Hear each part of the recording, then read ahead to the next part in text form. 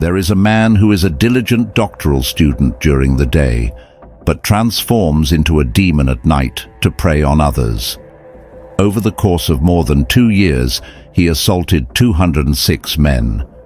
This case shocked the UK and the world, making the perpetrator the most prolific sex offender in British history. So, what really happened back then? Let's travel back to 2017 and explore this case from the beginning. Manchester is located in the northwest region of England, a metropolitan borough in Greater Manchester. With a long history, it was one of the earliest industrialized cities globally and currently stands as the second most prosperous city in the UK after London. In the heart of Manchester lies Princess Street, surrounded by the famous Chinatown, numerous bars and clubs, and several universities. As night falls, many students come here to socialize, making the nightlife vibrant and lively. The story we are focusing on today happened here. At 6 a.m. on June 2nd, 2017, 18-year-old amateur rugby league player Jerry was suddenly awakened by severe pain on his body. As he regained consciousness, he found himself lying in bed with his pants pulled down below his knees and a man having sex with him. Jerry immediately got off the bed, looked around, and realized he was in an unfamiliar room with a bewildered stranger standing naked in front of him. In that moment, with both physical and emotional pain, Jerry contemplated for 2 seconds, understood that a proud man like himself had been violated by another man. Filled with anger, he wanted to seek revenge for the loss of his dignity. Using his skills as a rugby player, Jerry, being a tall, strong gym-goer, swiftly fought against the smaller, weaker man who had violated him. The man was defenseless and ended up battered, bruised, and lying motionless on the ground. Later on, Jerry also called the police. But the police arrived. They saw a small man lying on the ground, not moving, appearing injured, while Jerry seemed unharmed on the surface. In the eyes of the police, they obviously thought the injured person on the ground was the victim. Consequently, Jerry was arrested on suspicion of grievous bodily harm, regardless of the situation. The bruised petite man was taken to the nearby Manchester Royal Hospital for treatment. Despite Jerry's desperate explanations that he was actually the victim, the officers at the time only believed what they saw with their own eyes. You're perfectly fine while he was knocked out by you, yet you claim to be the victim. Us seeing it as an outsider, this was clearly a misunderstanding. However, in that moment, Jerry was taken to the police station for questioning as the suspect, while the petite man receiving treatment at the hospital exhibited strange behavior upon waking up. He did not cooperate with the police inquiries and refused to unlock his phone for inspection. Under the police's tough attitude, the phone was unlocked. However, he grabbed the phone from the police. Obviously, there were indecent secrets in the phone. Indeed, after the officers took back the phone, they found that it was filled with pornographic videos showing this man in front of them sexually assaulting others, who were all men in a state of unconsciousness. Upon seeing this, the police finally realized what had happened. It turned out that Jerry was really just an ordinary person, and the petite man covered in injuries was the real culprit. The man who violated Jerry is named Reinhard Sinaga, born in 1983 in Sumatra, Indonesia. Coming from a wealthy family, his father was a successful businessman that owned a private bank. Can you imagine how rich they are? Therefore, Sinaga has lived a luxurious life since childhood. Despite being born into wealth, he didn't rely solely on his family's fortune and was diligent in his studies.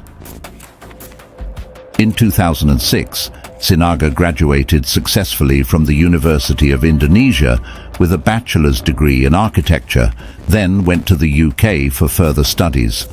He arrived at the University of Manchester in August 2007 and quickly obtained a master's degree in urban planning.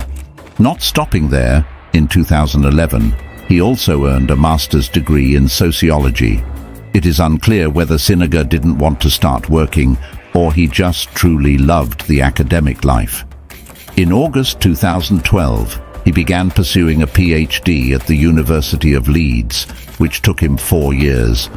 Unfortunately, his first submission wasn't even approved when he was caught by the police.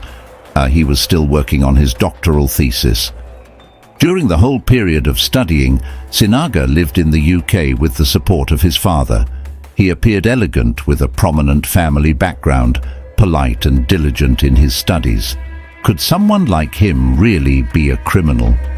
After some investigation, it was shocking to discover that the heinous crimes committed by Sinaga was so absurd and malicious that they were rarely seen in the entire UK or even worldwide. The police searched the apartment where Sinaga lived, which was located near Princess Street with many lively bars and clubs. The apartment was also not far from the Manchester gay village, which was probably why he chose to live there. Sinaga was gay, which was a fact that he didn't hide. Inside the apartment, the police found a lot of alcohol, various hallucinogenic substances, filming equipment, and devices for storing videos. Additionally, from the videos found on his phone, the number of victims involved had exceeded 100, all of whom were males. What puzzled the police the most was that besides Jerry, no one else had reported the case during this long period. Could there be more to this than meets the eye? The police carefully examined the images of the victims in the videos, confirming a total of 206 men appearing in the footage. Only 136 of them could be identified, while the remaining 70 were unidentifiable. Subsequently, the police started searching for these victims for evidence collection. Due to the lengthy time span, the footage taken at Sinaga's house could confirm his criminal activities dating back to as early as 2015 or even earlier. As a result, many people who appeared in the videos had already left the area, making the investigation and evidence collection very challenging. Investigators began visiting and contacting numerous victims in England and around the world. This was a massive and time-consuming endeavor. Most victims were unaware of the violation until contacted by the police. Many of them woke up in Sinaga's apartment, thinking they had simply drunk too much and that Sinaga had kindly taken care of them. Some victims, due to family reasons, did not want to be involved and cooperate with the police. The police understood their stance. In the end, 48 victims chose to confront Sinaga in court. In the courtroom, Sinaga remained extremely calm, showing no remorse and often smiling. He refused to plead guilty to all charges and claimed that all the men he had sex with did so willingly, fooling around in bed after drinking for fun. He insisted that the so-called victims were just pretending to be asleep. Despite appearing motionless in the footage, they were clearly enjoying themselves.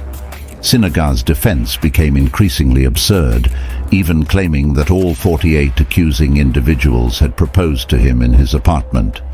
The judge naturally did not believe this far-fetched story, and the 48 victims knew that he was making everything up.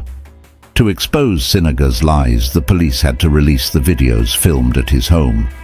The sight of the victims watching themselves being violated was undeniably agonizing, and a sense of awkwardness filled the courtroom. Snoring could be heard from many victims in the video, clearly contradicting Sinaga's claims. Among the 48 individuals pretending to be asleep, the first to be violated was Tony. 2015, at the age of 22, he had too much to drink at the club. When he woke up, he was already at Sinaga's apartment. He felt very uncomfortable and his body was covered in vomit. He didn't think too much of it and made sure to thank Sinaga for taking him in. Sinaga would also boast about his achievements on social media. He wrote that, "Manchester is a magical city, a city of gay romance. Take a sip of my secret poison. It will make you fall in love." In January 2015, Sinaga assaulted a 19-year-old man.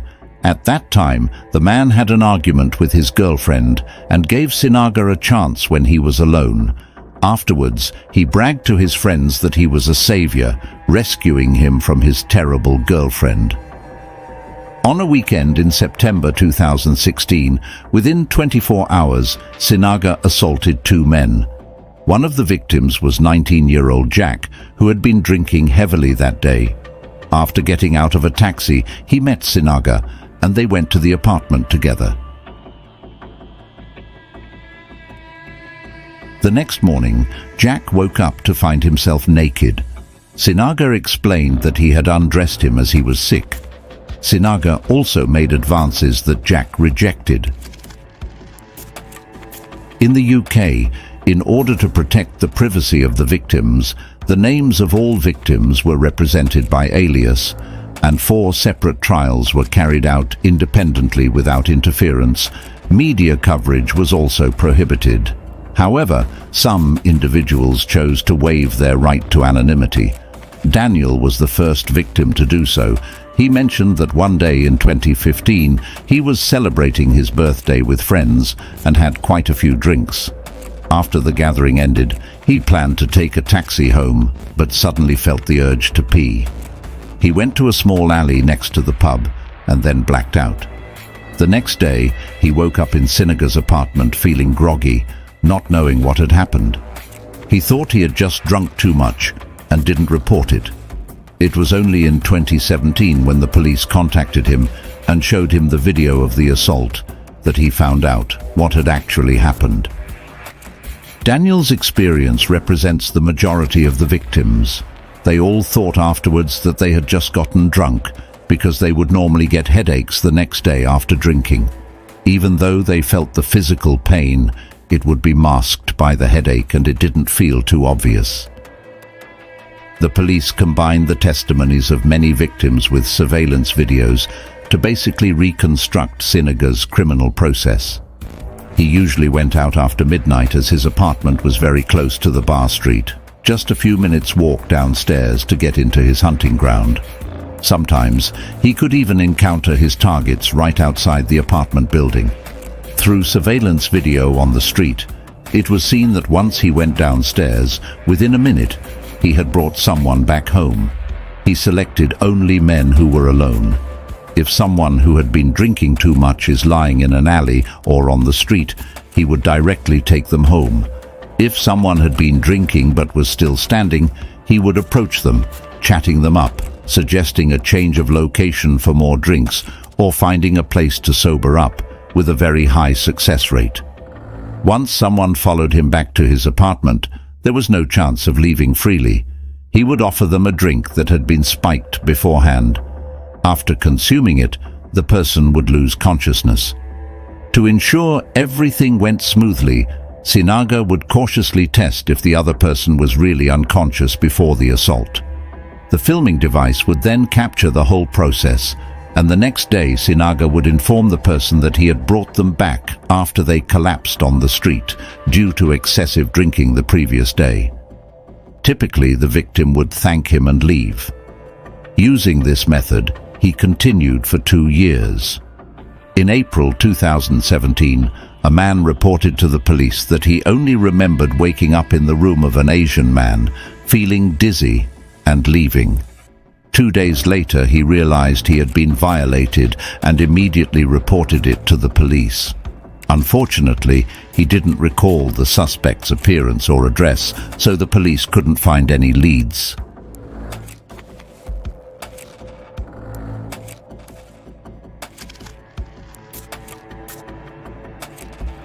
Until what happened to 18-year-old Jerry. Nobody knew whether it was because of his good physique or because he consumed fewer hallucinogenic drugs, but he woke up during the assault and exposed the crimes of Sinaga to the public. The trial of Sinaga ran from 2018 to 2020. Despite his refusal to plead guilty, he was convicted of 159 counts of sexual offenses and sentenced to 88 life imprisonments due to the overwhelming evidence. The judge expressed, "In my view, you are a very dangerous, cunning, and deceitful individual, so I hope you will never be released." Although the parole board has the discretion to grant parole, His earliest opportunity for release would be after serving 40 years in 2060. Even if Sinaga were to live until then, he would be a 77-year-old man. The Crown Prosecution Service considers him to be the most prolific sexual offender in the history of British law. In fact, globally, such a high number of crimes directed at males is unprecedented. With his sole effort, Sinaga left a negative impression of Indonesia for the world. Many Indonesians despise Sinaga and express their opinions on social media, stating that Sinaga is a disgrace to the country. Some even felt that the sentence was too lenient and he should have been sentenced to death, but this was clearly impossible. This is because the UK abolished the death penalty a long time ago. The victims clearly had more to say. Victim A: I hope Sinaga spends the rest of his life in prison, not only for what he did to me, but also for the harm he caused to many others, bringing them immense pain and suffering. Victim B: The day the police contacted me is one I will never forget because it completely changed my life. Victim C: I hope he slowly rot in prison, that he may feel the pain and torment I have felt. He destroyed my life. Throughout the entire trial, Sinaga's family only had his mother present at one hearing. She told the media that she did not know her son was gay, that they are all devout Christians and can't believe it's true. Sinaga's father later publicly admitted that his son deserved the sentence. I don't want to see him again or discuss this case anymore. Sinaga indeed grew up in a devout Christian family, and even in the UK, he often went to church. His friends have seen him go to church many times, and all of them say he's a very compassionate person, and it's hard to imagine him doing such a thing. It's worth mentioning that Sinaga's university mates in Indonesia said he's intelligent, cheerful, and optimistic. His sexual orientation is normal. So it seems that Sinaga became gay only after he moved to the UK. When he first arrived in the UK, he lived somewhere else before moving to the place not far from the gay village. Another possibility is that Sinaga was always gay, but Indonesians at the time were not accepting of it, so he didn't reveal it. In the UK, he found people's views on it to be more open, so he openly embraced his sexual orientation. After this case, statistics were compiled by the authorities in the UK, showing that the number of emergency calls from men reporting incidents had reached an all-time high. This alerted the local community's attention, as prior to this incident, the focus had primarily been on women's safety. It is commonly advised for women to not walk alone late at night, while the safety of men has often been overlooked. This story teaches us that it is crucial for both men and women to know how to protect themselves when they are out and about. Imagínate que de repente a cualquiera de ustedes llega una víbora y los muerde. Y la víbora se va. ¿Y ustedes con qué se quedaron? Con el veneno, ¿no? Es el odio, el rencor, el resentimiento. ¿Para qué lo queremos? Entonces que agarren a la víbora, ¿verdad? Pero hay que sacar nosotros el veneno. With these words, Father Francisco Bautista was trying to convince his parishioners of the need to forgive the person who had caused the violent death of Deacon Leonardo Avendaño, with whom the priest had a strong relationship. This case shook Mexico, the Catholic Church of that country, and the parishioners who could not understand who had the motive to take the life of the young deacon, especially when the main and only suspect was a priest who had been in the priesthood for more than 20 years. This is a shocking story of a fatal attack whose motive was never entirely clear. So what happened? Let's follow the details in this video. Welcome to the Crime Documentary Files channel. The story of Father Francisco Javier Bautista Avalos takes place in the Miguel Hidalgo neighborhood in Mexico City's Tlalpan municipality.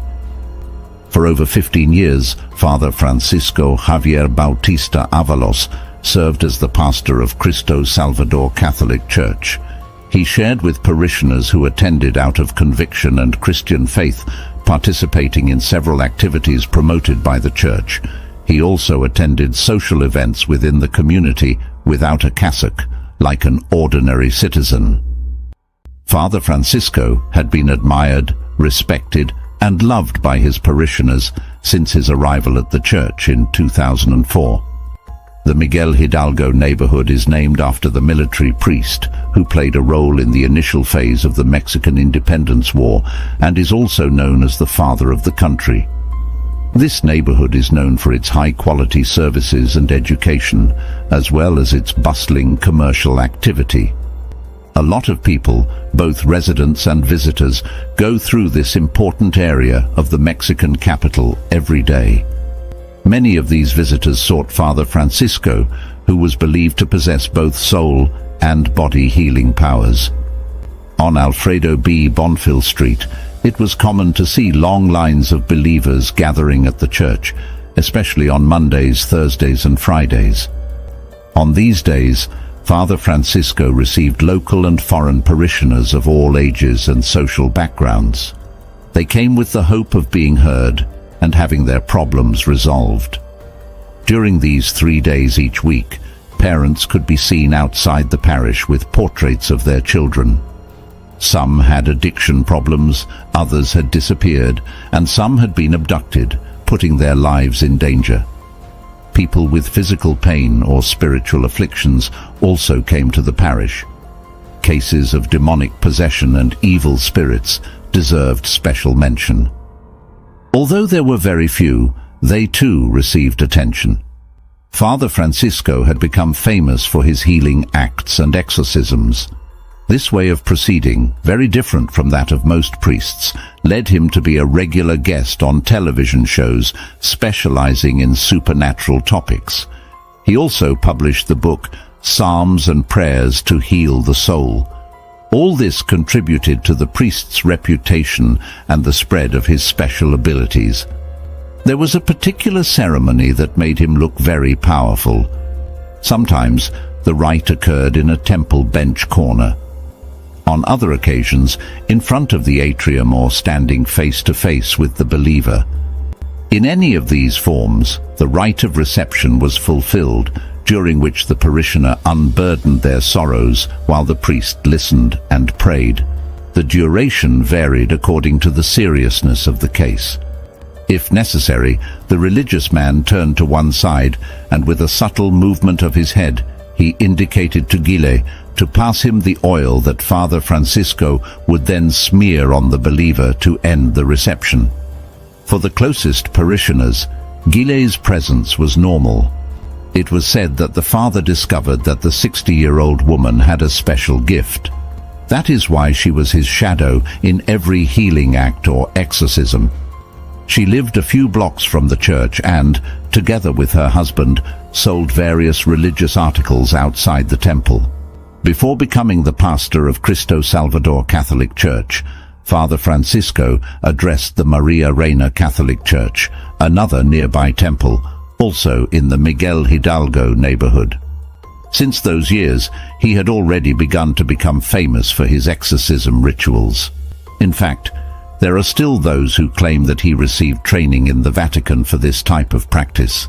On the days when the rite of reception wasn't held at the Cristo Salvador Catholic Church, the temple was still very crowded because of the masses that started very early in the morning. Father Francisco received the sick who came to Mass as early as 7 a.m. and anointed the foreheads of the believers to heal them. The versatile religious man wasn't only dedicated to his ecclesiastical duties, but was often seen sharing and accompanying the community in various social and sporting events, as well as during different celebrations and other community activities. He enjoyed great admiration and much appreciation from his parishioners, who thanked him for being so close to his community. In addition, he promoted various local improvements and encouraged the development of recreational and sports activities. The closest members of the parish believed blindly in this shepherd of souls and testified to the supposed miracles and healings performed by the priest. That is why they followed Father Francisco with unwavering faith, completely convinced of the religious vocation he discovered when he was very young. Hugo Leonardo Avendaño also found his vocation at a young age. A boy from the community who, as the years went by, became Father Francisco's right-hand man, Hugo accompanied and assisted him in different areas within the Cristo Salvador Catholic Church. Leo, as he was affectionately called, was born in Mexico in 1990 into a traditional family. He grew up with his parents and his brother Josué Vicente Avendaño. He always liked to study, and since he was a child he was very intelligent, polite and kind to people. He had the desire to help and serve them through his faith in the Catholic religion. While still very young, Leo decided to become a priest after finishing his high school studies and chose to study theology at Intercontinental University. After graduating, he decided to continue his education at the same university and enrolled in the master's program in psychoanalytic psychotherapy. He combined his subjects with missiology to get the specialization as a missionary and evangelizer, while also focusing on the scientific principles of psychology to have the necessary tools to analyze mental disorders. The young man had a very clear religious stance that he used to share in his posts on social media. He expressed his ideas in favor of the church, as well as his criticisms and disagreements regarding certain aspects of society. Like many young people, Leo liked to travel around his country and the world. He also enjoyed learning about new cultures. At some point in 2012, Father Francisco and the young man's paths crossed, and over the years they became very close. The priest knew Leo's family well. The attachment became stronger in 2015, when Leo became his deacon. He was a very cheerful and devoted young man, always helping the priest and the community at the parish. Given the close relationship between Father Francisco and Leo, it was usual for them to schedule different meetings in the evening hours. Many of these meetings extended into the early hours of the morning, when each would resume their personal agendas.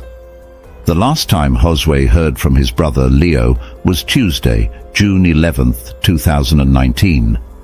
As usual, the young deacon and Father Francisco would meet that evening to work on some church business. The young man was wearing blue pants, a light shirt, and black shoes. On Wednesday morning, June 12th, Josué was a little concerned when he tried to reach Leo and was unable to speak to him. Leo hadn't returned home either. Then Josué received a call that increased his distress. Father Francisco contacted him to say that the young deacon had not shown up at the church despite their agreement. At that time, there was a lot of uncertainty in the community.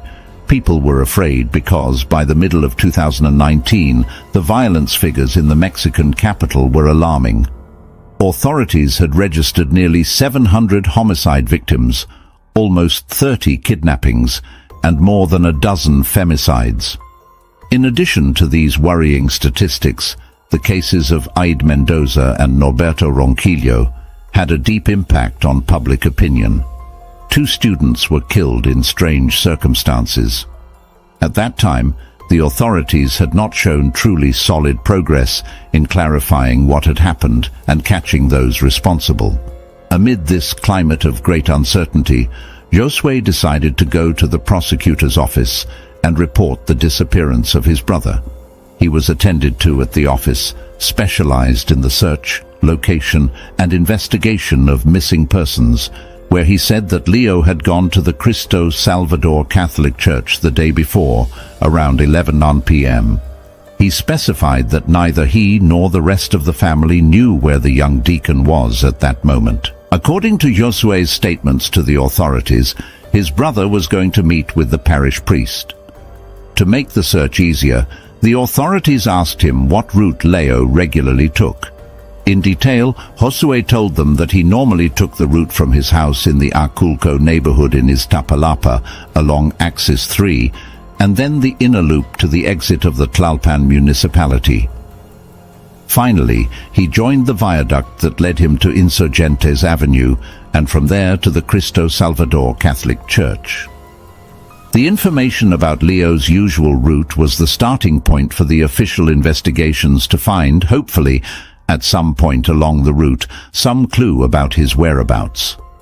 Finally, Josué declared that his brother had sent a message to a friend on the night of June 11th, telling him that he would meet Father Francisco at the church and stay overnight at his house. While Josué was giving his statement at the prosecutor's office that same Wednesday morning, June 12th, the Secretariat of Citizen Security received a call reporting a suspicious car that had been abandoned in the Heroes de 1910 neighborhood on Eucalipto Street and La Marina Road. Ernestina Godoy said, A las 9:30 horas del día 12 de junio, la Secretaría de Seguridad Ciudadana recibió el reporte a través del 911 de un vehículo abandonado con una persona al interior, en un paraje de la colonia Héroes de 1910 en la alcaldía de Tlalpan. A las 10 de la mañana llegan al lugar elementos de la Secretaría de Seguridad Ciudadana, quienes aprecian el cuerpo de una persona al interior del vehículo y se da aviso inmediatamente al Ministerio. Authorities from the Public Prosecutor's Office and police officers responded to the call and went to the scene to begin investigations. When they inspected the grey Chevrolet vehicle, they discovered the body of a male in the back seat, estimated to be 25 to 30 years old. He was covered with a yellow blanket. The investigators immediately requested the presence of forensic medicine and criminalistics technicians. During the preliminary inspection, the experts determined that there were signs of physical abuse on several parts of the young man's body, especially on his face. They even recorded that he had lost some teeth because of the violent attack. They concluded that his life might have been taken by asphyxiation, but they would have to carry out all the pertinent studies to determine and clarify what happened, as well as to identify the victim. The forensic analysis allowed for the identification of the body found inside the car. It was the young deacon Hugo Leonardo Avendaño Chavez, who, at only 29 years old, had been killed by pressure applied to his neck to prevent the passage of air after a fierce and very violent attack. With all this information, the authorities provided Josué with the details of the macabre finding. From that moment, his brother's report changed from the office specializing in disappearances to the section of the prosecutor's office in charge of homicides. Expressions of grief and demands for justice were not long in coming. Visibly moved family members, friends, students and members of the community started different protest actions. It was a time when the feelings of loss in society were at their peak. Since just 2 days before, public opinion had heard the news of the kidnapping and subsequent fatal attack against Norberto Ronquillo, a student of international marketing at Pedregal University. Students from several academic and educational institutions joined together to make a video that circulated on different social media networks. With great sadness but also firmness, they demanded that the authorities fulfill their duty to protect citizens and conduct a swift investigation to clarify what happened and arrest the offenders. In the video, the young people demanded justice for Leo and for the thousands of missing people in the country. They identified themselves as members of several public and private universities, including Pedregal University, the National Polytechnic Institute, the National Autonomous University of Mexico, and the National Pedagogical University, among others. They raised demands for peace and tranquility, expressing their desire to go out safely to study, work, and have fun without threats to their safety and risks that would prevent them from returning home safe and sound. They demanded their right to live in a safe country. Francisco said, Sí, yo lo reconocí ayer, sí, ¿verdad? Y pues es doloroso ver cómo quedó, pero pues bueno, ya le toca a las autoridades hacer su trabajo. Sí, tenía huellas de violencia. A day after the discovery, on Thursday, June 13th, 2019, Leo's body was taken to the Cristo Salvador Catholic Church, where his funeral wake would be held during the night. Father Francisco officiated the funeral mass in honor of his deacon and later offered some statements to the media. Francisco said, Es una comunidad que está muy conmovida porque pues son cosas que pues se van haciendo ya como cotidianas, ¿verdad? No solamente aquí lo que es por ser la comunidad área, sino que hay secuestros, que hay robos, ¿verdad? Y eso se va intensificando, o sea, no solamente son los dos estudiantes, ahora se están promoviendo en la televisión, sino y los demás qué, ¿no?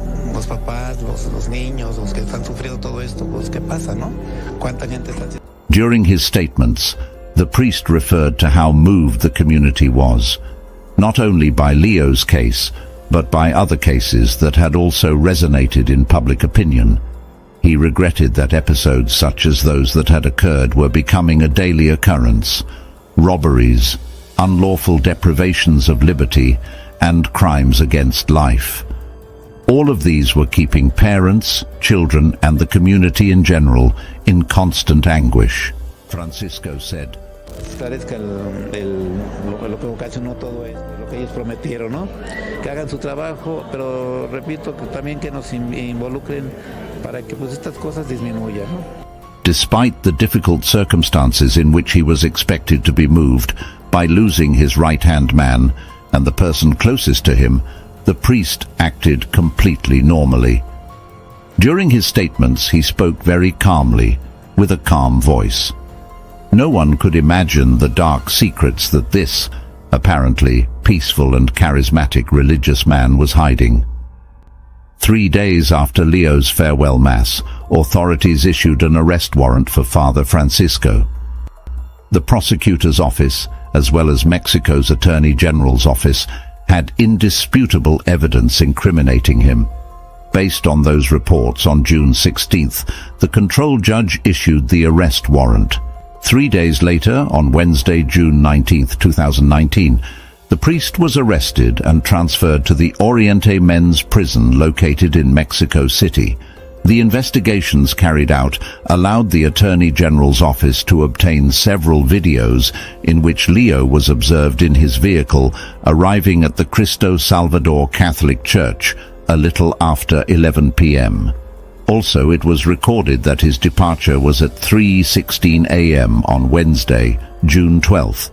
At that time, the deacon left the church accompanied by Father Francisco. The cameras located at different points along the public road captured, at about 3:26 a.m., Leo's vehicle during its journey from the church along the Picacho-Ajusco highway until it reached the place where it was finally located in the Heroes de 1910 neighborhood.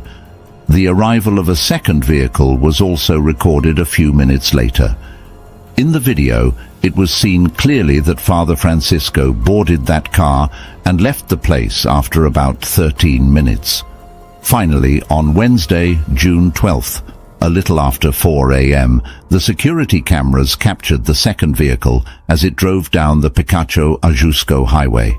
It was driving away from the area where Leo's vehicle was abandoned and where his body was eventually located.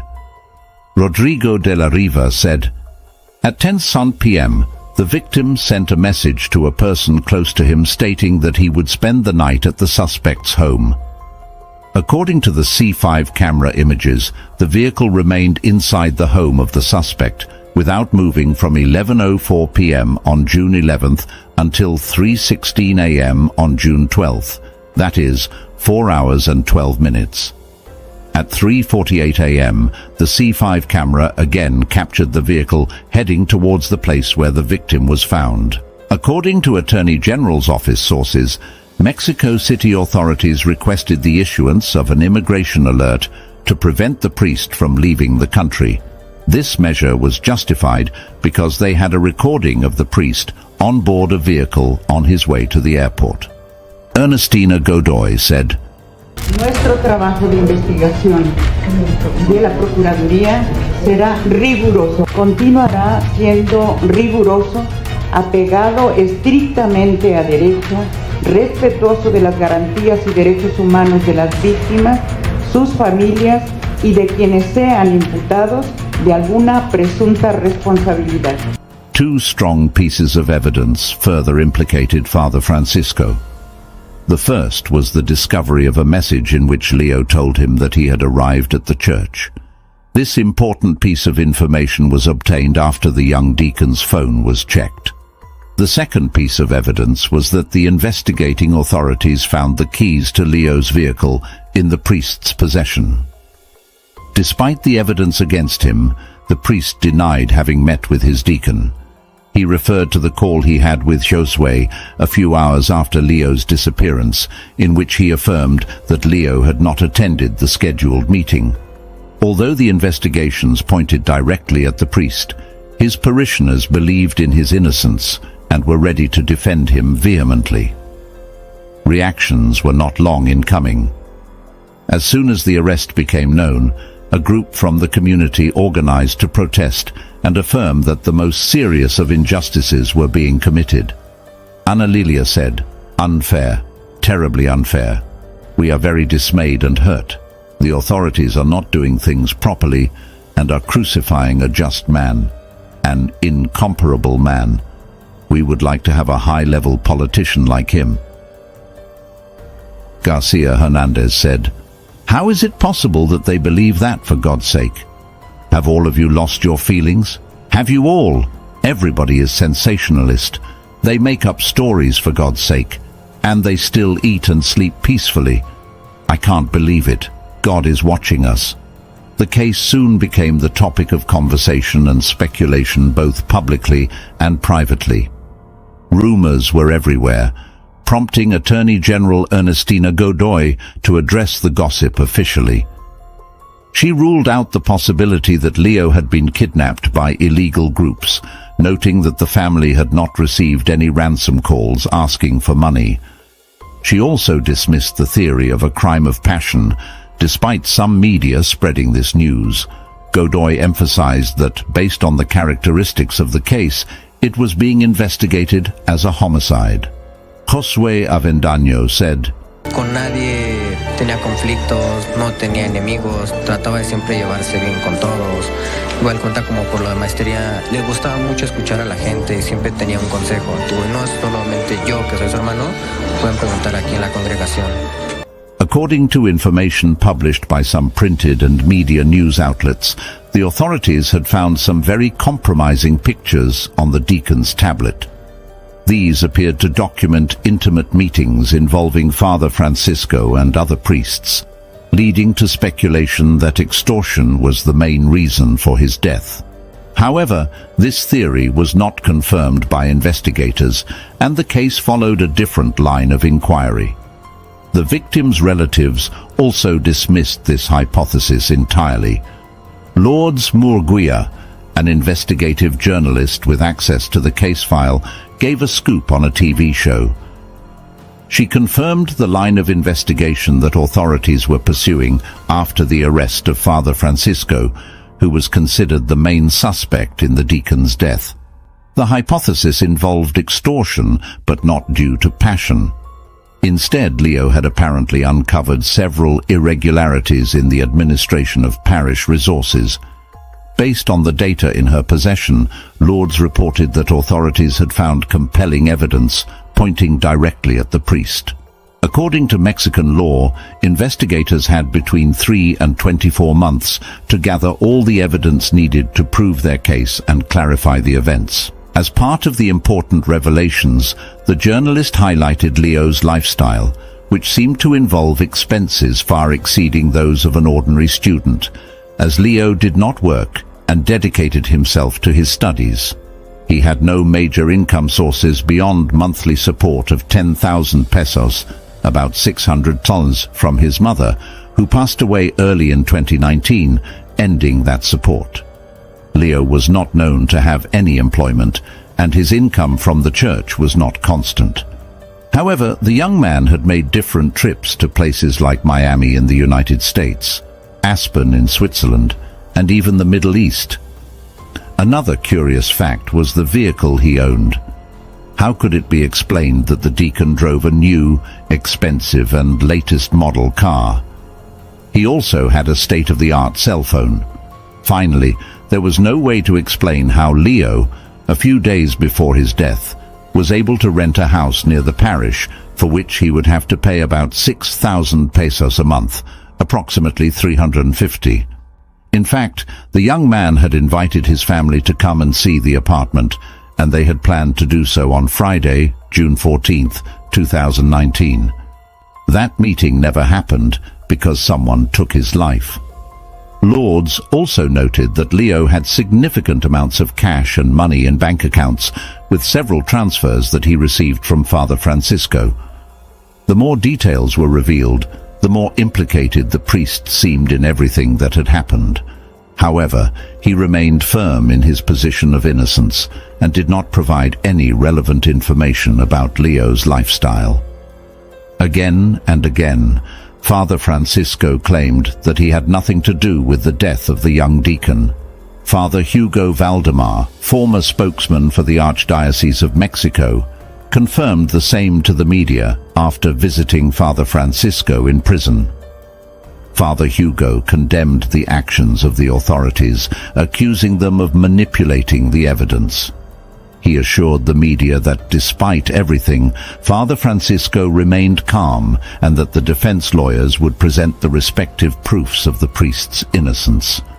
Jorge Cuadra said, Desde luego, porque se basan simplemente en un seguimiento vehicular para determinar quién fue o no responsable de un homicidio. Ya se determinará, no podemos adelantarnos a lo que el juez determine.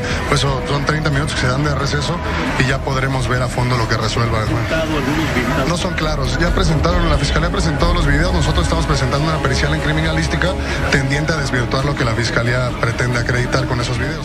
The priest's lawyers, Jorge Cuadra and Jorge Pinuño, also asserted the priest's innocence and questioned the investigation's development. In their opinion, the videos presented, which placed him with the victim at the scene of the crime, were not sufficient to hold him responsible for taking Leo's life. Just as the ecclesiastical representatives defended the priest vehemently, the community was on the same line of action.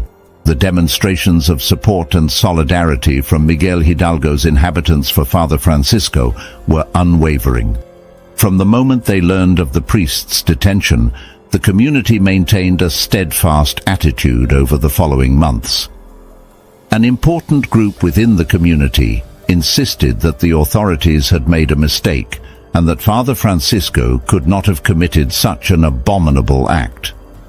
The parish priest's defenders did not limit themselves to prayers or demonstrations within the church. They took their discontent to the streets, leading to several protests. Community members called for Father Francisco's release with banners, cardboard and clothing signs displaying messages of support for the priest. They insisted on his innocence and demanded his release. A large demonstration completely shut down the southern part of the busy Insurgentes Avenue. They also gathered at the Cristo Salvador Catholic Church, where, after praying, they loudly proclaimed the priest's innocence and demanded his release from the authorities. Public: "The priest is innocent. The priest is innocent." Journalist: "This is how Cristo Salvador parishioners protested." During the demonstrations in favor of the priest's release, community members also denounced the alleged excesses committed by the media. They accused the media of spreading false information about the case and sensationalizing it. Some individuals expressed their anger by threatening to physically harm and expel journalists from the parish. More than a year after the terrible attack that resulted in Leo's death, the Avendaño family reported that in early December 2020, the first hearing was held in the trial court in Oriente Prison.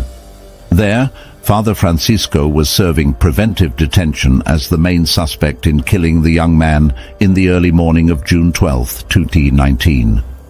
Both the prosecution and the defense presented data, evidence, and all the elements collected to be analyzed during that first hearing. During that session, the only family member who gave statements was Leo's cousin as a witness.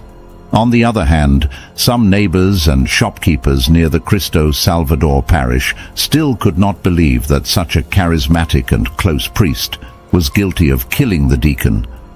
Some locals admitted that they stepped away and stopped attending the parish after all that happened. In April 2021, after evaluating all the evidence presented, the court found Father Francisco Javier Bautista Avalos guilty of the murder of young Hugo Leonardo Avendaño Chavez.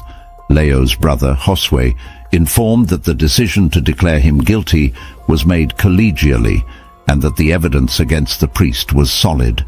From then on, it only remained to wait for the sentencing hearing to be held later.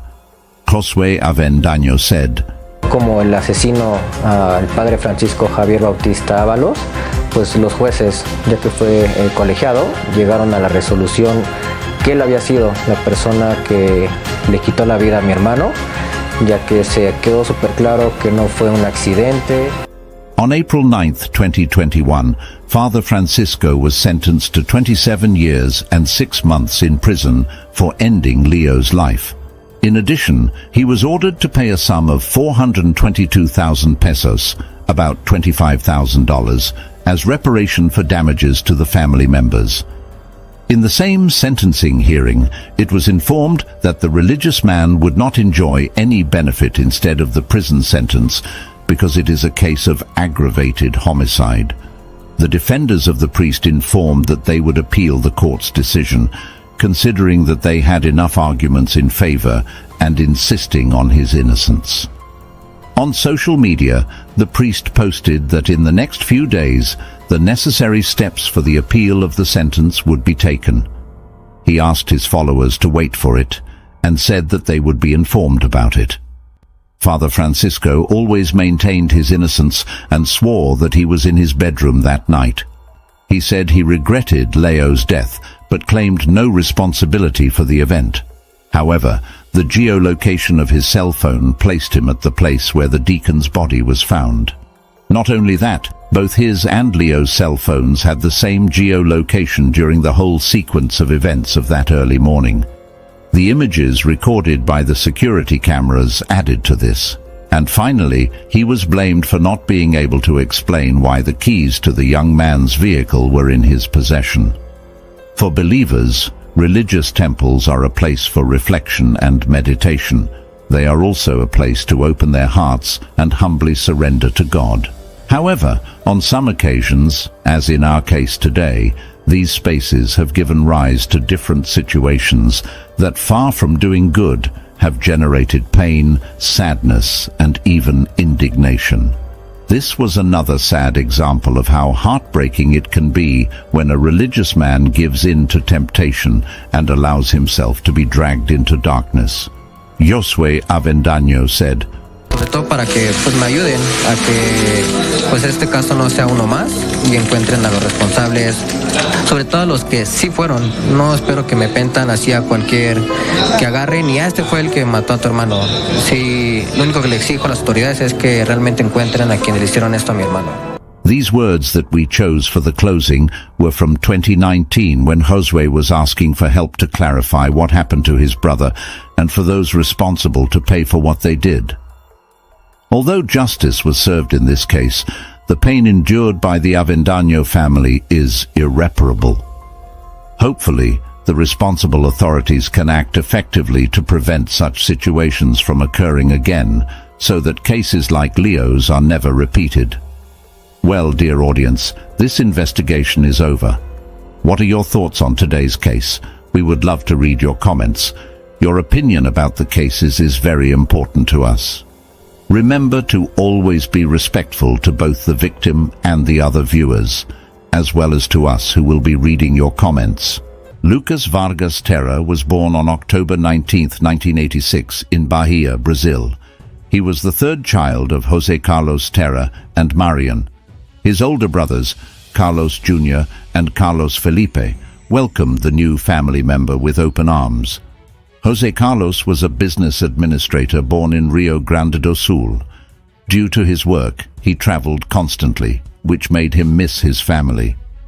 In 1989, Marian decided to move permanently to the capital of Bahia with José Carlos and their children. Later, they lived in Rio de Janeiro. José Carlos and Marian were people of great faith and raised their children with those values. Lucas learned from a young age that things should be shared with everyone. He took special pleasure in helping others and caring for them. As he grew up, he further demonstrated this inherent vocation for service. According to those close to him, his faith was paramount. He repudiated lies and anything that strayed from the truth. The Word of God deeply influenced him, and his behavior was marked by transparency. Despite his small size, he could transform sadness into joy and smiles. He expressed himself as someone who knew everything and felt entitled to give his opinion on any subject because he placed the Eternal Father above all else. He was a boy convinced of his faith and read the Bible every day. Whenever he saw people on the streets while out walking with his mother, Lucas would say that he wanted to be a doctor when he grew up to help heal people.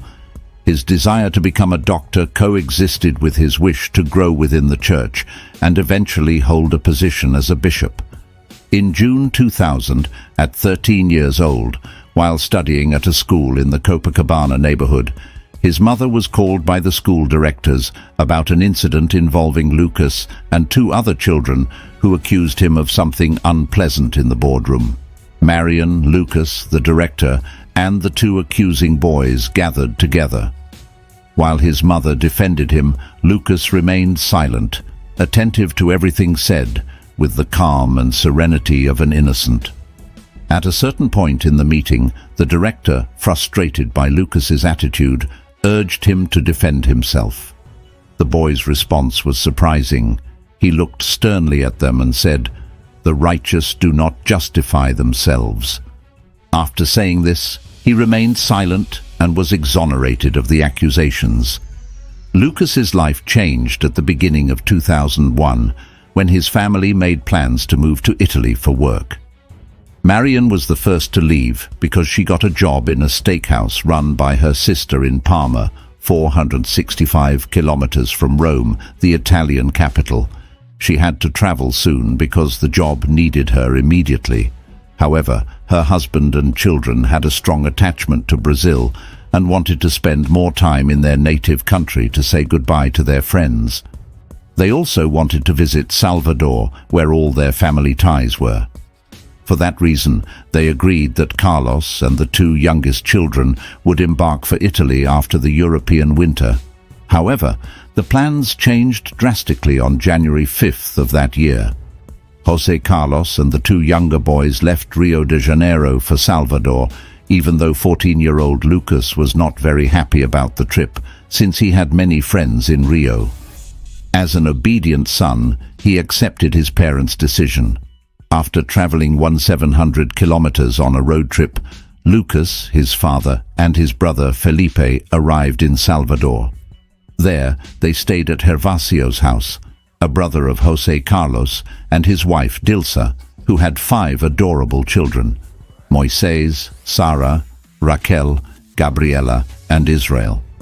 From that moment, Lucas began to attend the Universal Church of the Kingdom of God in the neighborhood of Santa Cruz, since he did not want to be far from his religion and his activities in the temple. He volunteered for tasks ranging from the easiest to the most difficult. Due to his great charisma, he attracted people and demonstrated with his actions that he was a born leader. Everything seemed to be well organized in the church.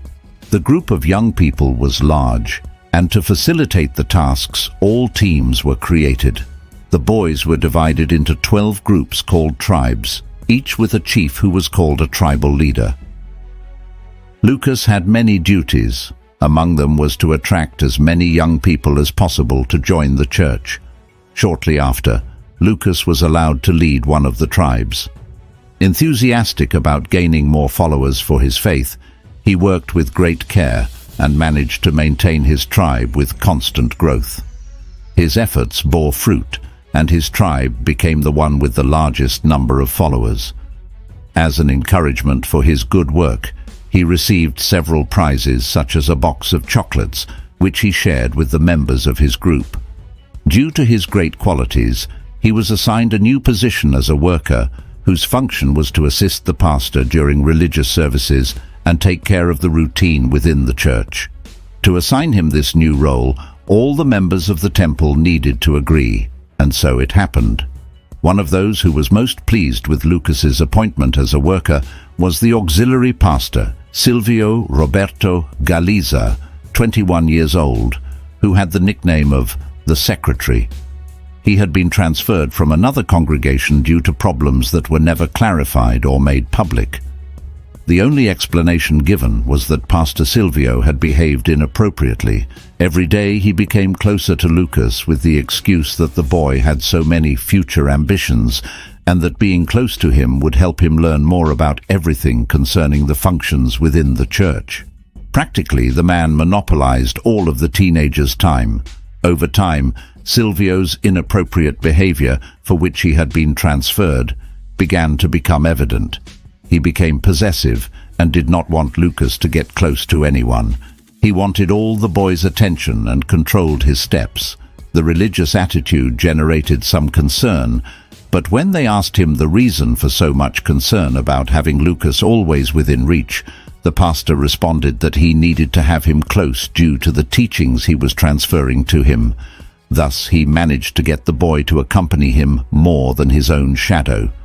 At the beginning of February of that year, 2001, Lucas began to become romantically interested in a 17-year-old girl who also worked as a worker in his church. Although she was a little older than him, she was his first love. As soon as he found out about the relationship, Silvio forbade her to approach him, that girl and any other, making his feelings of jealousy and possession more than clear. At the end of the same month, Lucas and another young man, whose identity was not revealed, stayed late into the night, resolving some administrative matters with Pastor Silvio in the temple.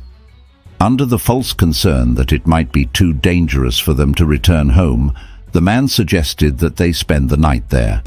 The parents were informed, and it was fine with them. They considered the church to be the safest place after their homes. While the other teenager stayed asleep on a church pew with only a pillow, Silvio invited Lucas to sleep in his room and his bed. It was not known if the boy was disturbed that night, but the situation alone was enough to cause an uproar among the members of the congregation. The incident was referred to the superiors to avoid scandals. To close the matter, the religious authorities decided again to transfer Silvio to the Universal Church of the Kingdom of God in the Rio Bermelo neighborhood. The only thing they were interested in was avoiding unnecessary repercussions that could tarnish the image of the temple. Lucas's father, for his part, never found out what happened. However, Pastor Silvio, bordering on impudence, continued to attend church services despite having been transferred, arguing that no one could stop him from entering the place as a simple faithful. It was obvious that his only interest was to watch over Lucas, for whom he already had a total obsession. On March 21st, Lucas woke up at 6 in the morning. As always, he was very excited and happy. He brushed his teeth, put on cologne, and dressed in a long-sleeved white shirt, blue dress pants, a black belt, black socks and shoes.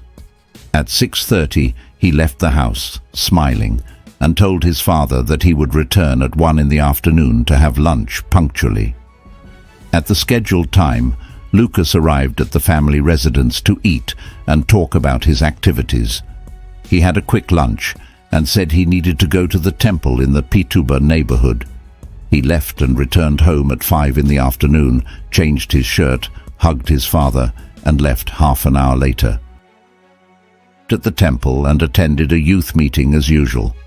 That night, he was happy to be with his group and to be able to help many kids find a new path away from drugs, marginality, crimes, or sadness. At the end of the activities, at approximately 9 at night, Lucas was on the outskirts of the religious complex, talking with some friends and his girlfriend when he was called by Silvio. The always helpful and obedient teenager never dared to object, much less disobey the order of a superior. He said goodbye to everyone and left with the man, who invited him to a prayer evening that was taking place in the church. The deadline for Lucas to be home was 9:30 at night. On the few occasions when he was forced to stay out late, he always called his father to inform him where he was. Because of this, his father began to worry since more than 20 minutes had passed after the scheduled time, and the boy had neither arrived nor called. The man changed his clothes, and when he was ready to go out to look for him, the phone rang. It was after 10 at night. On the other side of the line, Lucas's voice was heard, telling him that he was with Pastor Silvio for a prayer purpose. Carlos calmed down again, thinking that the church was the safest place for his son to be apart from home, but he was very wrong. The first thing the next morning, he was worried because Lucas had not arrived. The father went to look for him. First, he passed by the church where the teenager attended, but they told him that Pastor Silvio had taken him to the temple in the Rio Bermelho neighborhood.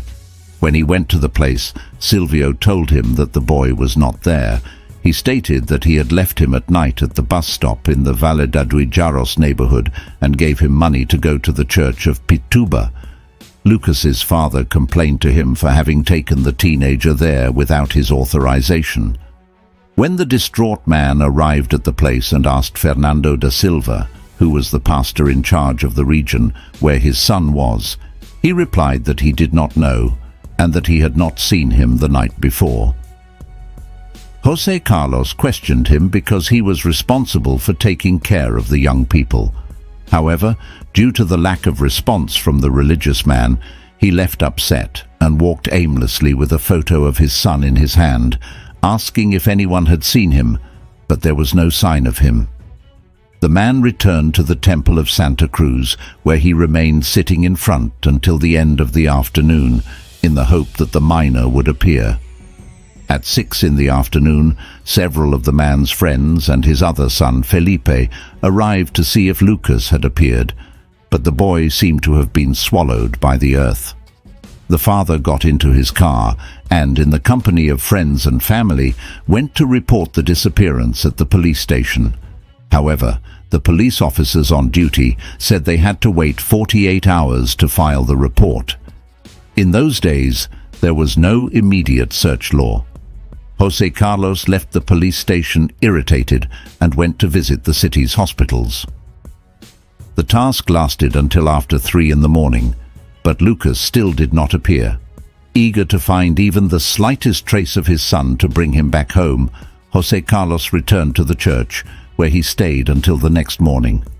At 5:30 in the morning, he met his son's best friend, and they went to talk to Silvio again. This time, the religious man's version was different from the one given the day before. He told José Carlos that he had left his son in the Chapada del Rio Rojo neighborhood. José Carlos accused him of lying and was sure that something bad had happened to Lucas. He later said that he felt like hitting the pastor but restrained himself and returned to the church where Lucas attended. He made posters with his son's photo at a printing press and began to stick them everywhere, determined to find him. While he was doing that, his phone rang. The call was from a temple worker stating that the police had found a burned body in a vacant lot on the avenue next to the church where Silvio worked. Carlos found the call strange because no one other than his son had his cell phone number, and he did not know the supposed employee who called. Despite that, he went to the indicated place accompanied by the owner of the printing press. When they arrived, the owner told him to stay in the car and that he would go to see if the information was true. After a few minutes, he returned and told him that there was a body, but it did not look like Lucas. In reality, the man did not dare to tell him the truth. 3 police officers arrived at the site at 11:30 at night. 2 alleged witnesses told the officers that they had seen a fire and then saw several men fleeing at high speed. The body found was inside a box on Vasco da Gama Avenue and completely burned. Even with the hope that his son was alive, José Carlos returned to the printing press to search for more posters. After another night of insomnia, On the morning of March 24th, he continued walking through the streets looking for Lucas. With no results, he went to the Universal Cathedral to speak with the person in charge, but they told him that he was not there. He remained there for 9 hours, waiting for someone to attend to him and give him an explanation, but this did not happen, and he left the place disgusted. The father suspected that everyone was involved in the strange disappearance of his son, and that is why they appeared cold and indifferent to his anguish and despair. On Sunday, March 25th, José Carlos went to the temple again, accompanied by his son's girlfriend. There, he found armed security guards who prevented him from approaching Bishop Paulo Rodriguez. He went down with the girl to the basement of the religious complex, where Silvio was also protected by several representatives of the clergy. José Carlos again asked him about the boy, but Silvio refused to answer. Instead, the bishop called José Carlos a liar and ordered him to leave the room. The father continued his fight to find Lucas. For some time he was subjected to terrible humiliation, mainly by representatives of the Universal Church, who gave false clues about the child's whereabouts, and even complained to him when he spoke to the media. He received dozens of anonymous calls telling him that they had seen Lucas, but none of them were real. The following days were filled with total desperation. José Carlos walked from street to street, knocking on doors accompanied by his son's friends. He went on television programs where he showed Lucas's photo and asked the population of Salvador for help to find him. Day and night, he continued through the streets and alleys, posting posters with the teenager's photograph. He continued visiting health centers in the city, and even though his strength was at the limit, he persisted in the search. The incessant search for his son ended after 12 days when he received a call from his son Felipe, who told him that the charred body found days ago was that of Lucas. Felipe recognized his brother by a lock of hair that had remained intact, and by the remains of his pants, shirt, underwear, and the double belt buckle Lucas was wearing the last time he was seen alive. Although the authorities still needed the results of DNA tests to confirm the victim's identity, the family was convinced it was Lucas. Upon receiving the news, José Carlos felt his heart accelerate. Then he ran out of air.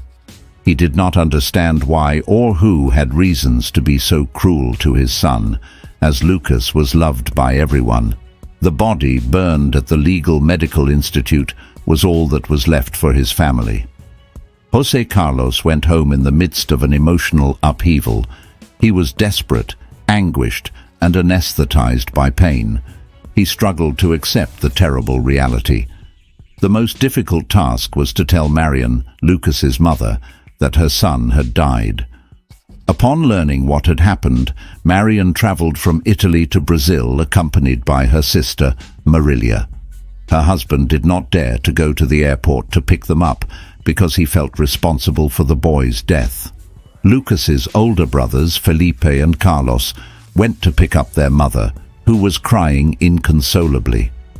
Marian said that losing her parents was losing the past, but losing a child was losing the future.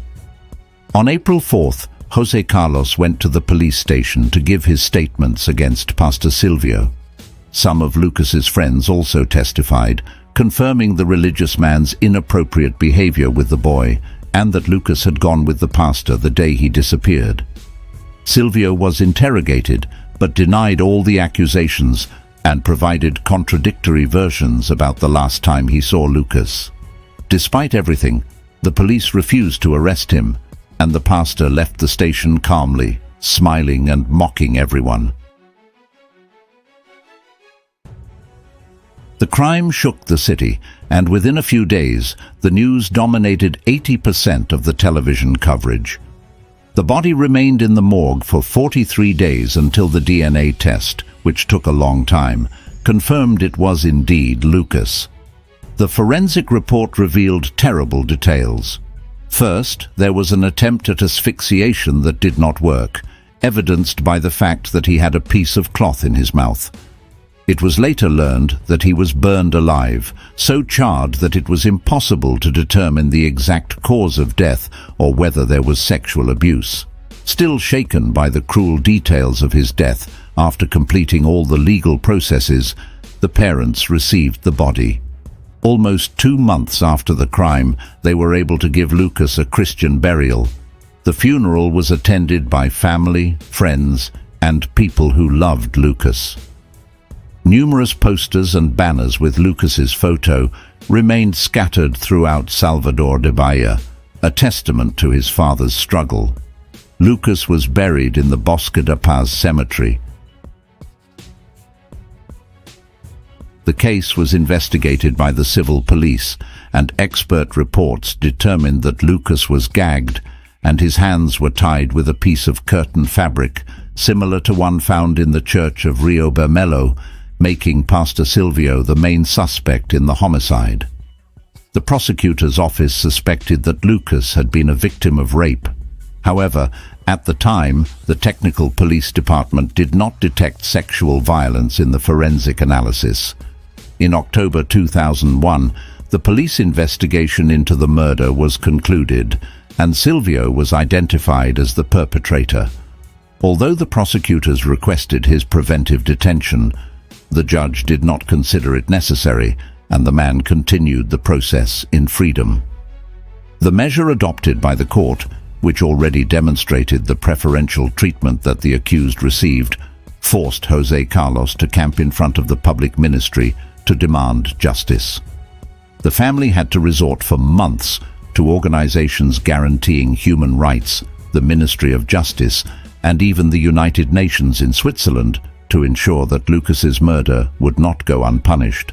José Carlos questioned the delay in the trial and also demanded an investigation into the sources of Pastor Silvio's financial resources, as he was defended by one of the most expensive lawyers in Brazil. After 3 consecutive years of fighting and hundreds of protests, in June 2004, the trial of Pastor Silvio was scheduled. According to the established facts, although the reasons were not completely clarified, the pastor repeatedly abused Lucas that night inside the Universal Church and then dragged him to an internal courtyard where he set him on fire while he was still alive. The court considered the crime a qualified triple homicide and accepted the public prosecutor's thesis that indicated he committed rape and then killed the teenager for passionate reasons. The main evidence in deciding the sentence were testimonies provided by 5 young friends of Lucas and members of the church. It should be noted that for telling the truth before the law, the boys were threatened by the ecclesiastical authorities and expelled from the temple. Even though the accused denied the murder and it was not possible to determine the exact motive or trigger for the crime, the jury decided there was sufficient evidence against him and declared him guilty on June 9th of that year. The court in the city of Salvador sentenced him to 23 years and 5 months in prison, which he had to serve in the Lemos Brito penitentiary. Despite the sentence, prosecutor Cleo Saboida said that for her, the case was not over, as she believed there were more people involved. Pastor Silvio's lawyers appealed the sentence issued in the first instance. In a first appeal, they managed to have the sentence reduced to 18 years in prison. In the next appeal, they lowered it to 15 years. 2 years later, in 2006, the now former Pastor Silvio, accompanied by 7 lawyers, presented a new version of the events. On that occasion, he accused 3 other members of the church, Bishop Fernando Silva, Pastor Joel Miranda Macedo, and his security manager Luis Claudio. According to Silvio's new testimony, Lucas was murdered because he had told him that he saw Pastor Joel and Bishop Fernando having sexual relations. When this detail was revealed, it exposed the movements that the church made to hide such acts. When their pastors committed these types of acts, they were not expelled, but rather transferred to other cities. In Fernando's case in 2001, he worked in the temple of Pituba, and after the crime, he led a church in Minas Gerais. Joel was the pastor of the Universal Church in Rio Bermelo, and after the homicide, he moved to Rio de Janeiro, where he ran a church. The statement was accepted by the prosecution. However, the legal representative of the new defendants claimed that Silvio's accusations were motivated by revenge, stating that Silvio was acting in retaliation since he had been expelled from the temple for inappropriate conduct against Lucas.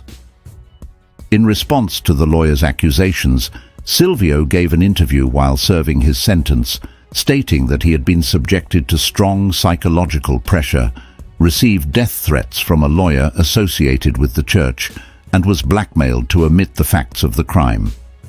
In October 2007, the Superior Court of Justice ordered that the Universal Church of the Kingdom of God must compensate Lucas's family with 1 million reais, around $204,000, for moral damages. The court established that the execution of the atrocious crime was only possible due to an attitude of cover-up by the religious institution.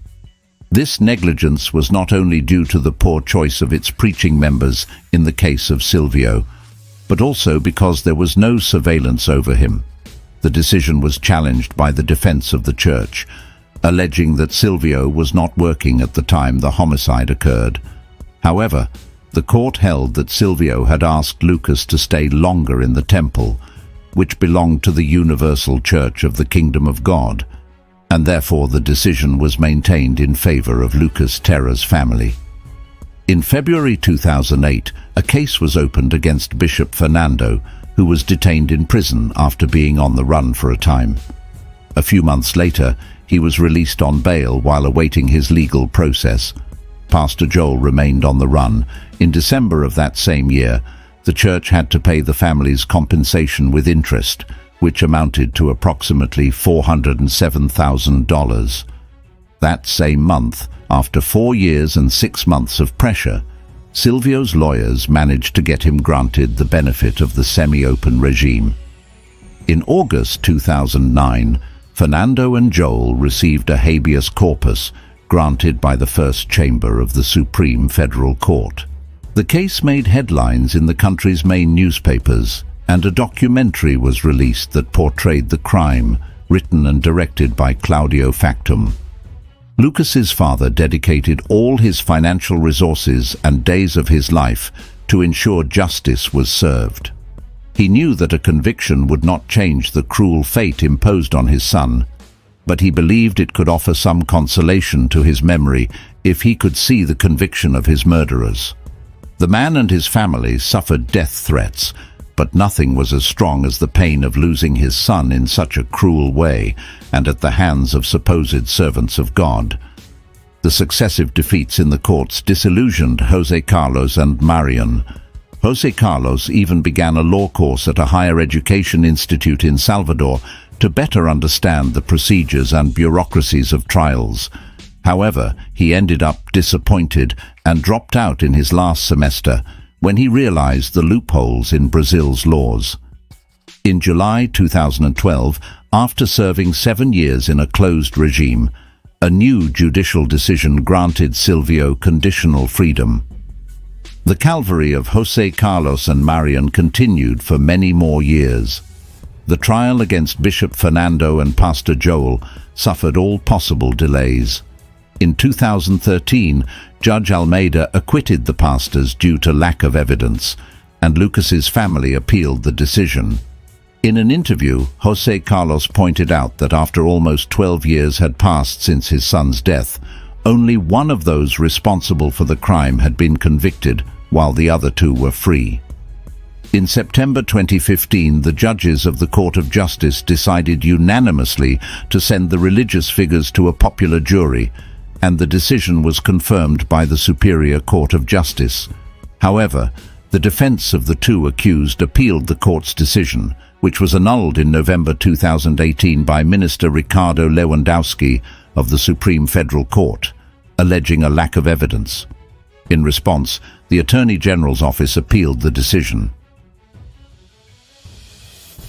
Lucas's father continued his campaign to request a trial against the pastors with a popular jury, but an obstacle arose that exceeded legal challenges. José Carlos passed away on February 21, 2019. He was admitted to a hospital in Palmeudo with kidney failure and died of respiratory arrest. He was buried in the cemetery in the Nova Brasilia neighborhood in Salvador, alongside his son Lucas. His wife Marian noted that José Carlos was tired after so much time fighting for justice and believed that they had managed to silence his voice. She vowed to continue the fight until the guilty were punished, seeking even the slightest sense of justice. A second book in the Lucas Terra saga, Betrayed by Obedience, was published, with the first part released in 2016. The book was written by Lucas's parents and independently distributed. On May 1, 2019, the digital version was released on Amazon.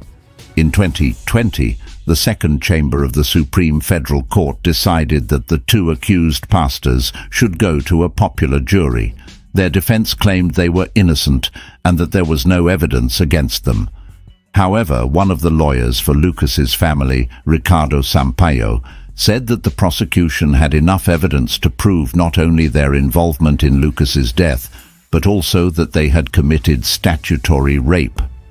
After several delays, the trial finally began on April 25, 2023, in the Forum Roy Barbosa in Salvador.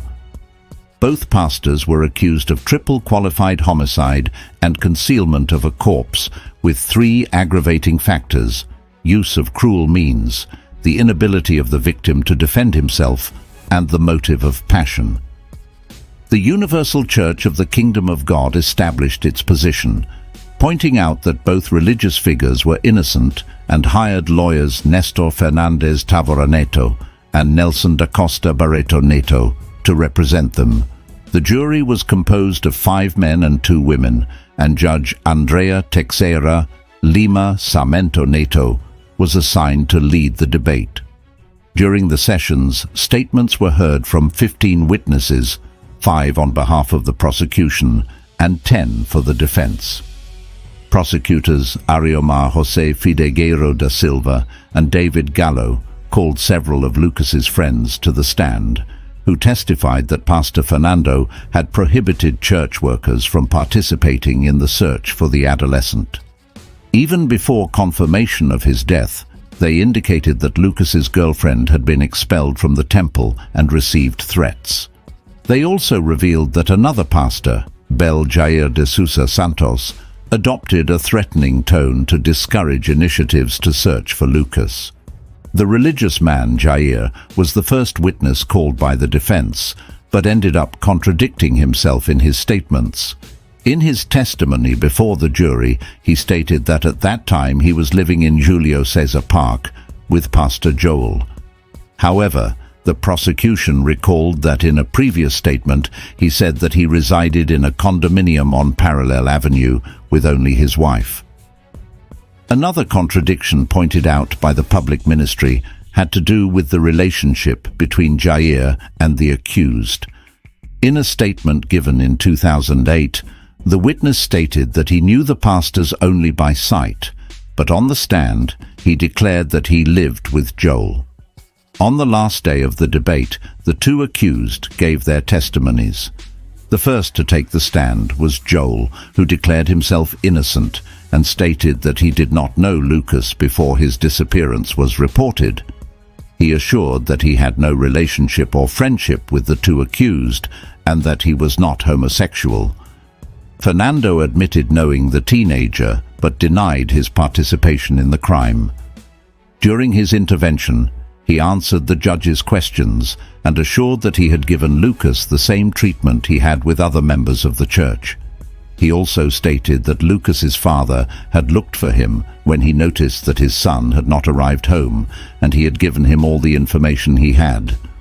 The wives of the 2 religious men also took the stand and declared that they were with their husbands on the day Lucas disappeared.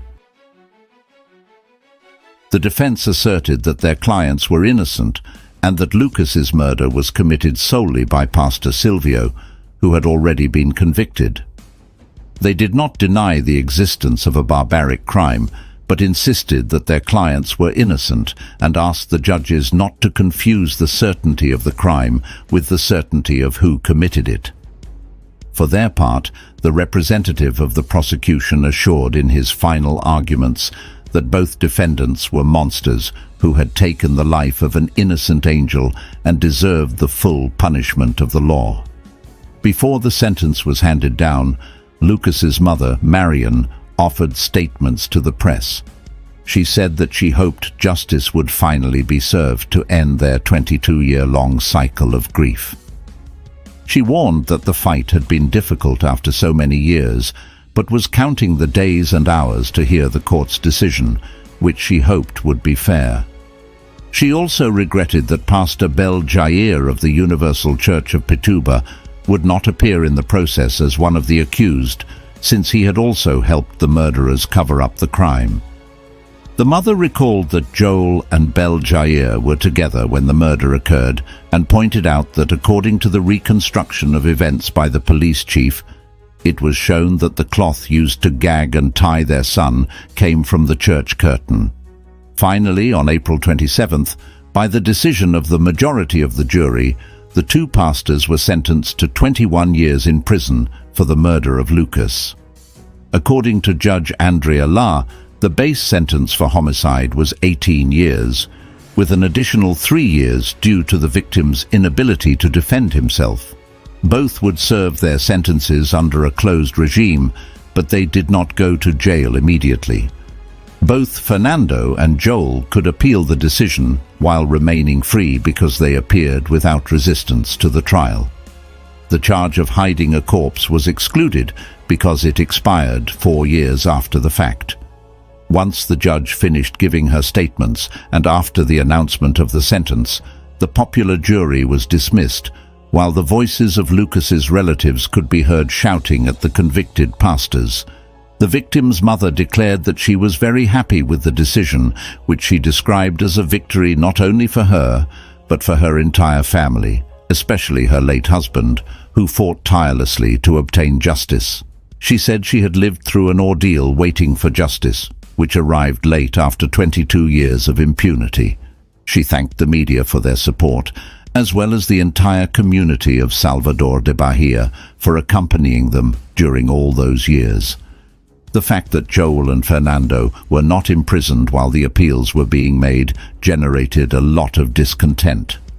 The media turned to experts to explain what happened and to reduce the public's frustration. One of those legal experts, Pablo Dominguez, explained that the accused could wait for the appeal in freedom since there was no final and firm sentence, and the Bahia Court of Justice understood that there were no reasons to demand their immediate arrest. Dominguez pointed out that according to the Brazilian constitution, no one loses their status as innocent due to a conviction until it is confirmed by higher courts. Therefore, Joel and Fernando retained their status as innocent until all resources were exhausted. The murder of Lucas was the subject of several books and documentaries in the years following his death, and was classified as one of the most heinous and gruesome crimes in Brazil. To this day, people are still waiting for all the appeals in higher instances to determine whether these two pastors will remain in jail. Boys and girls, that's it for today's video, a very sad case. As we always say, it's reprehensible when such a young life is lost. Lucas was a boy who was simply following his religion, doing what he believed was good, and his parents thought the church was a safe place for him to spend time. It is very sad what happened to Lucas, and there are still many unanswered questions.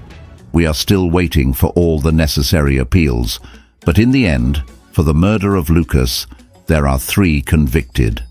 This story has many hypotheses, nuances, and versions from each person involved. What is clear is that the people who were supposed to care for this teenager failed him. They did horrible things to him, and ultimately the guilty have been sentenced. Although Lucas's father could not see justice, we believe that wherever he is, he knows what happened in this case. In 2003, a serial murder case in Beijing shocked the whole country. In just half a year, a total of 6 men were killed. They died tragically with their genitals brutally cut off by the killer. After in-depth investigation, the police found that all 6 victims were homosexuals that liked to go to gay bars and had the kink of BDSM. Soon, the Beijing Municipal Public Security Bureau identified the suspect as the man Li Yijiang, who was only 23 years old. He used to be a student of Beijing Institute of Technology, so what led this academically gifted man to become a criminal? Hello, welcome to the Crime Documentary Files channel. At 9 p.m. on March 19, 2003, Zhi Yuanyuan's parents called their son that worked away in Beijing as usual. After a long period of busy tone, they decided to call his landline, but it wasn't picked up still. They thought their son had gone to bed, so they didn't think too much of it, even though they were a bit confused. They called Zhi Yuanyuan again after 2 days, but still didn't get any answer. The worried parents had to take the train to Beijing overnight and arrived at their son's residence in Haidian district. As soon as they entered the door, they saw a scene that they could not unsee their whole lives, as they found the deceased Zhi Yuanyuan tied up, with knife wounds all over his body. They called the police in panic and a great deal of sadness, and the police arrived at the scene swiftly and investigated the fingerprints and modus operandi. The police found that this case was very similar to the previous 5 homicides, which means that there have been 6 similar cases from the end of 2002 to the beginning of 2003. During the investigation of 6 similar homicides in Beijing, they found that the victims shared 3 common characteristics. They were all homosexual, they enjoyed BDSM, and they were all on same-sex dating sites. Soon after, the police focused on people who had communicated with 5 of the victims on the internet and were also homosexual, thereby narrowing down the pool of suspects. They made progress in less than half a month. On April 4, 2003, through visiting and investigating the daily activities of several victims, the police identified a man named Li Yijiang. In many people's eyes, Li Yijiang is an ordinary employee of Ping An Insurance Company of China who works hard for his job and life. He looked like an ordinary person, but his neighbors recalled that his sexual orientation seemed to be unique. He often brought different men home from gay bars, and he was chatting to several victims' QQ chat rooms. Li Yijiang was highly suspicious, so the police quickly launched an operation. They rushed to Li Yijiang's rented flat, which was at the basement of Building 12, Liufang Nanli Dongjimen, Dongcheng District, Beijing, to arrest him.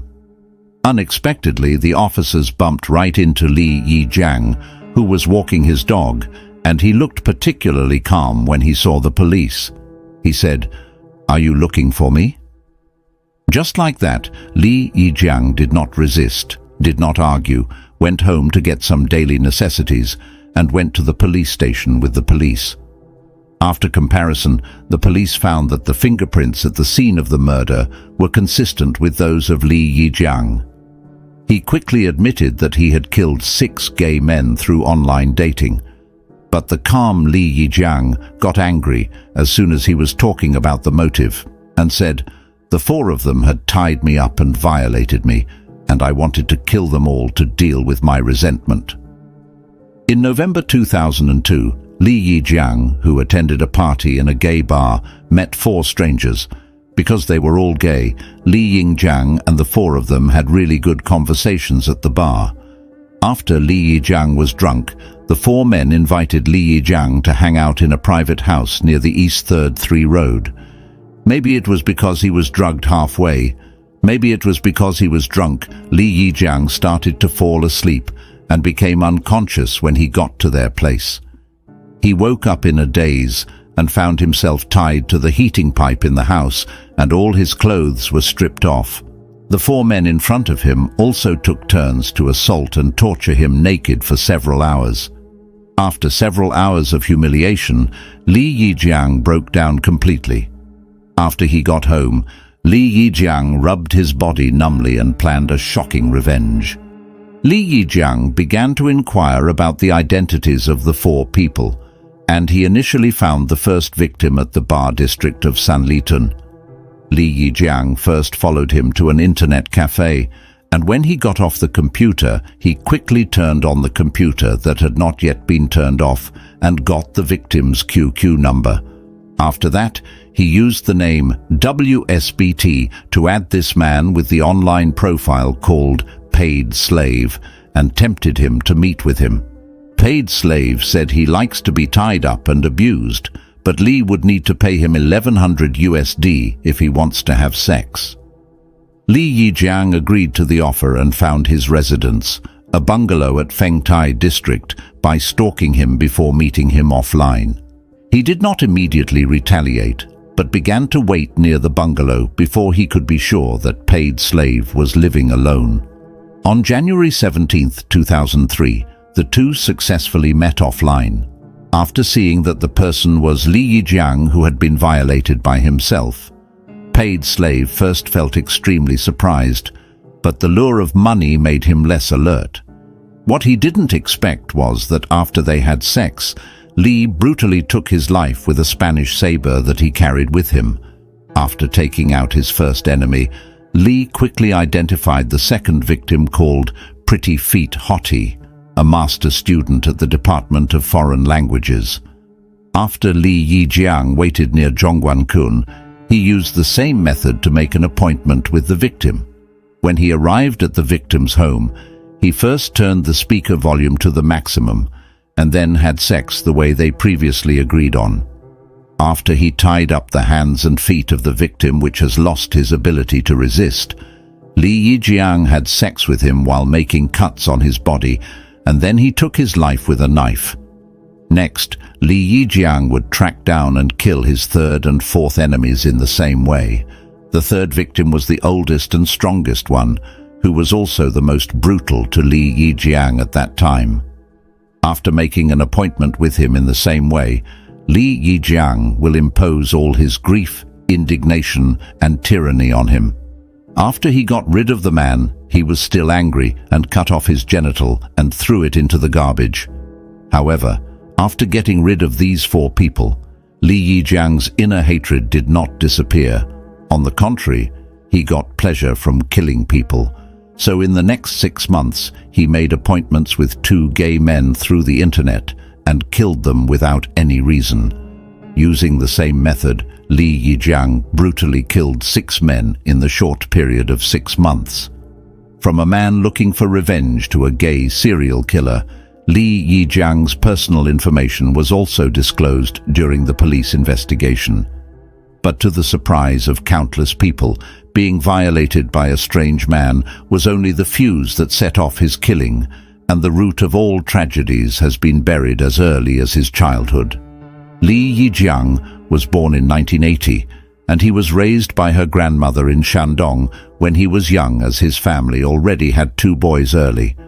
When he was old enough to go to school, Li Yijiang's aunt loved him dearly, so she tried to get him to go to primary school in Beijing. At the beginning of junior high school, Li Yijiang had to return to his parents in Changji City, Xinjiang, as Li's aunt were having family issues. His nightmare began during this period. Li Yijiang's poor parents were ordinary workers, and there were 2 brothers who grew up with the parents. Li Yijiang, like an outsider, could not get the recognition and love of his family members. What made it even more unbearable is that his mother suffered from severe mental illness and would smash things for no reason, and often beat and tell young Li Yijiang off.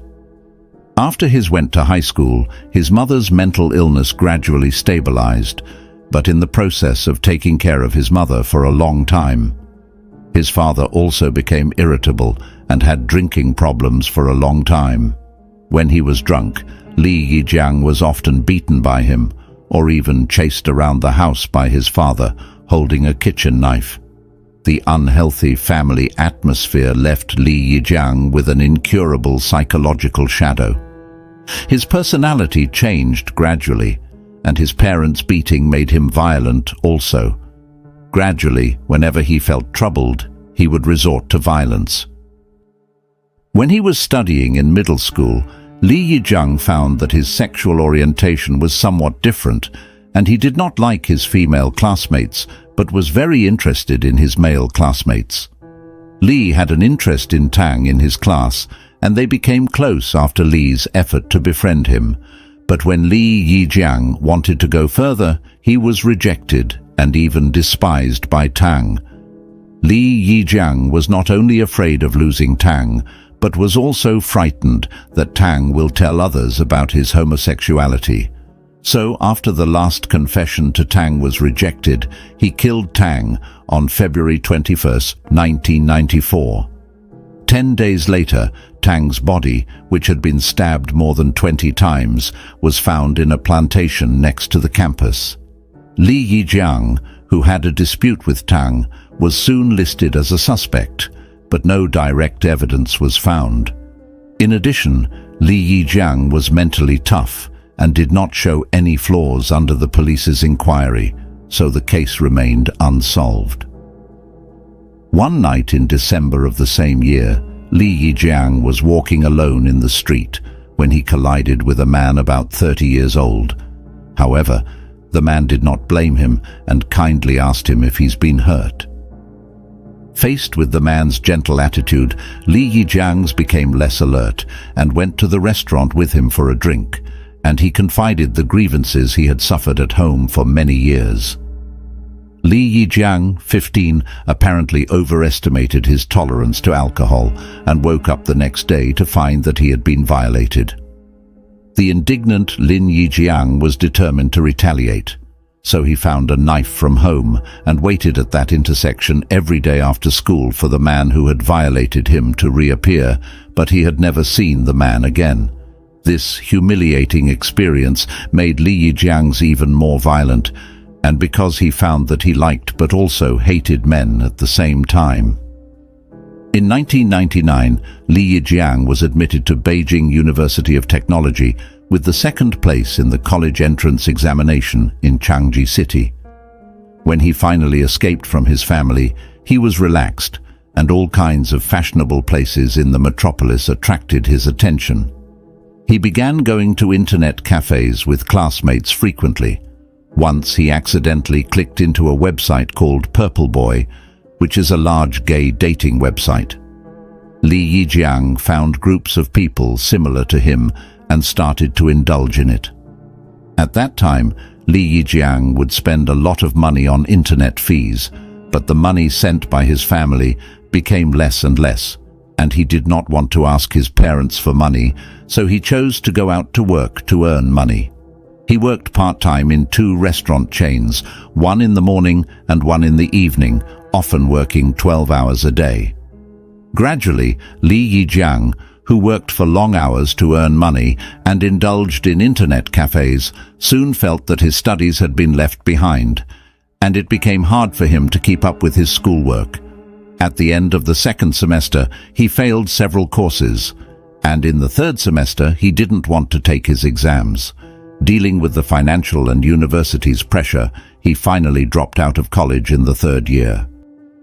In June 2002, Li Yijiang, who was active in numerous homosexual forums, met a netizen named Tang Jianxiao. Tang Jingxiao was a rich and 7 or 8 years older than Li Yijiang. He worked in a foreign company with decent salary. He took care of Li Yijiang generously, and Li Yijiang quickly fell in love and began to do house chores for Tang Jianxiao. In September of the same year, after dropping out of school, Li Yijiang moved to Tang Jianxiao's home and lived with him. Fearing that Li Yijiang would be lonely at home, Tang Jianxiao bought him a puppy as a companion, and he even gave Li Yijiang a sum of money to encourage him to start his own clothing business. This temporarily wholesome time once made Li Yijiang let go of the hatred in his heart and become gentle and outgoing. However, the good times did not last very long, and not long after they were together, Tang Jianxiao slowly started to ignore Li Yijiang. Later, he introduced Li Yijiang to some of his other gay partners, and after they had sex, he would give Li Yijiang a bit of money as compensation. This made Li Yijiang both sad and embarrassed. He felt that Tang Jianxiao had betrayed himself, and in order to get Tang Jianxiao's heart back, Li Yijiang began to frequent gay bars and had sex with other men. He thought it was some kind of revenge for Tang Jianxiao's infidelity, and Tang Jianxiao would be jealous when he saw his betrayal. Little did he know that Tang Jianxiao did not care about his relationships with other people at all, which made Li Yijiang even more depressed and disheartened. Li Yijiang realized that Tang Jianxiao only saw him as a casual partner, and he didn't love him but merely used him as a toy. This made Li Yijiang more and more disgusted. What was more cruel is that his revenge not only failed to get the result he wanted, but Tang Jianxiao also broke up with him. This absurd relationship finally came to an abrupt end, and it was during this time when Li Yijiang was drinking to drown his sorrows. He was brutally tortured by 4 men, frequently being abused by his parents during his childhood, assaulted by a stranger when he was a teen, and abandoned by his lover when he was an adult. All kinds of accumulated pain broke out at this moment. Already committing a murder in high school, he once again chose to kill the person who had humiliated him. He was deeply attracted to men, yet deeply hurt by them. So he thought that all homosexuals should be killed, and he began his murders. In a later interview, he admitted that he was controlled by the hatred he accumulated for a long time, and he actually felt a long-lost peace after his imprisonment.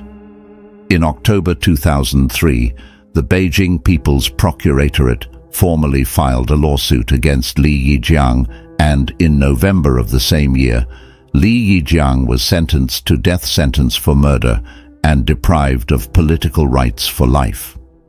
On the morning of August 20, 2004, Li Yijiang was escorted to the execution ground in the First Intermediate People's Court of Beijing for execution. Before his departure, Li Yijiang was very calm. After pressing his fingerprint on the legal document, he said politely, "Thank you, Judge." Li Yijiang's story has sparked social concern about sexual minorities, and he was certainly an unfortunate man. But when faced with humiliation and violence, he did not want to resort to the law, but chose to take revenge into his own hands. It was undoubtedly impulsive and foolish, especially when the knife in his hand was pointing at innocent people. The crimes he committed become even more unforgivable. What do you think of this case? Feel free to interact with us in the comments section.